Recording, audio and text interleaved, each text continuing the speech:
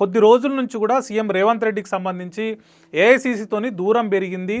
AICC నుంచి సరైన అంటే అడిగిన సమయానికి అపాయింట్మెంట్లు ఉండట్లేదు, అడిగినా కూడా పట్టించుకోవట్లేదు అనే ఒక ప్రచారం జరుగుతూ వస్తుంది సీఎం రేవంత్ రెడ్డి మీద. మార్చి నెలలో ఒకసారి సీఎం రేవంత్ రెడ్డి రాహుల్ గాంధీ, ప్రియాంక గాంధీలతో ప్రత్యేకంగా భేటీ అయ్యారు.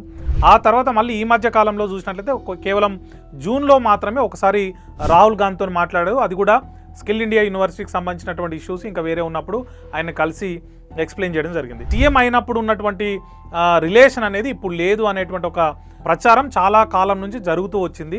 ఏఐసీసీనే సీఎం రేవంత్ రెడ్డి పర్యటన అడ్డుకుంది. దానికి రీజన్గా రాష్ట్రంలో భిన్నమైన పరిస్థితులు ఉన్నాయి. ఒకవైపు పార్టీలో అంతర్గత ఇబ్బందులు, నేరుగా నేతల నుంచి విమర్శలు వస్తున్నాయి.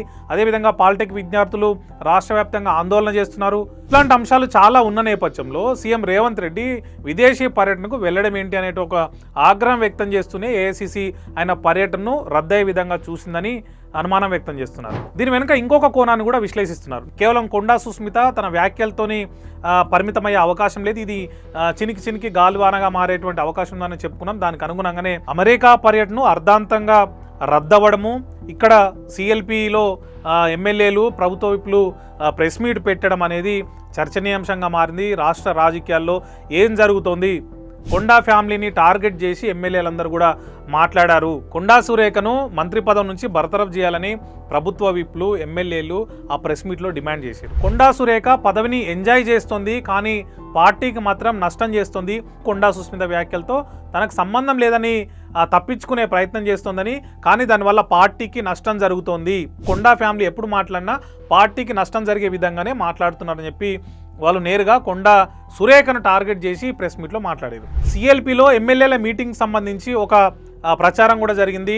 ఇంత సడన్గా ఎమ్మెల్యేలు మీటింగ్ పెట్టుకుంటున్నారంటే దాని వెనుక సీఎం రేవంత్ రెడ్డి ఉన్నారు.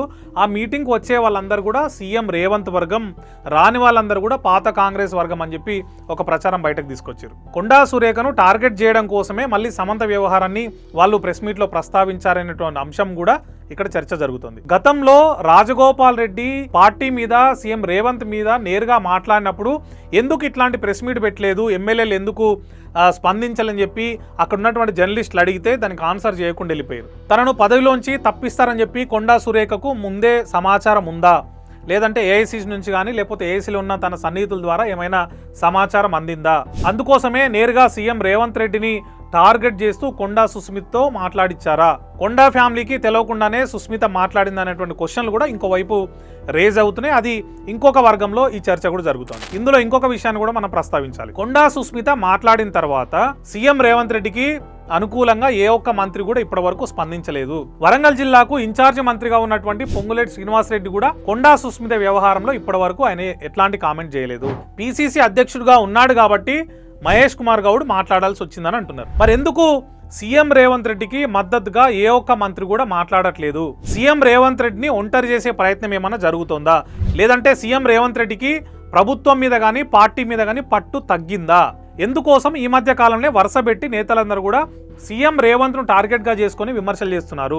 రాజగోపాల్ రెడ్డి మొదటి నుంచి సీఎం రేవంత్ రెడ్డిని టార్గెట్ చేస్తూనే మాట్లాడుతూ వచ్చిండు. ఆ సందర్భంలో అయినా నేను ఎక్కడ కూడా పార్టీని కానీ పార్టీ అధినాయకత్వాన్ని కానీ విమర్శించడం లేదు, ఇక్కడున్న కొందరు వ్యక్తులను మాత్రమే, వాళ్ళు చేసే విధానాలను మాత్రమే విమర్శిస్తున్నా అని చెప్పిండు. అదేవిధంగా నిన్న కొండా సుస్మిత కూడా మాట్లాడుతూ నేను ఎక్కడ కూడా పార్టీ నాయకత్వాన్ని కానీ రాహుల్ గాంధీని కానీ పార్టీని కానీ విమర్శించలేదు, నా టార్గెట్ కేవలం సీఎం రేవంత్ రెడ్డి, అతని బ్రదర్స్ అని కుండబొద్దలు కొట్టినట్టు చెప్పింది. చిన్నారెడ్డి కూడా తనకు టికెట్ రాకుండా మనీ ట్రాన్స్ఫర్ జరిగిందని కామెంట్ చేయడం కూడా హాట్ గా మారింది. ఇట్లాంటి వ్యాఖ్యలన్నీ కూడా సీఎం రేవంత్ రెడ్డిని టార్గెట్ గా చేసుకుని సీఎం రేవంత్ నే సూటిగా విమర్శిస్తున్నట్టు మనకు అర్థమవుతోంది. ఈ వ్యవహారంలో కూడా ఎక్కడ సీనియర్ మంత్రులు ఎవరు కూడా మాట్లాడలేదు. కొండా సుస్మిత ఇంకో కామెంట్ కూడా చేసింది.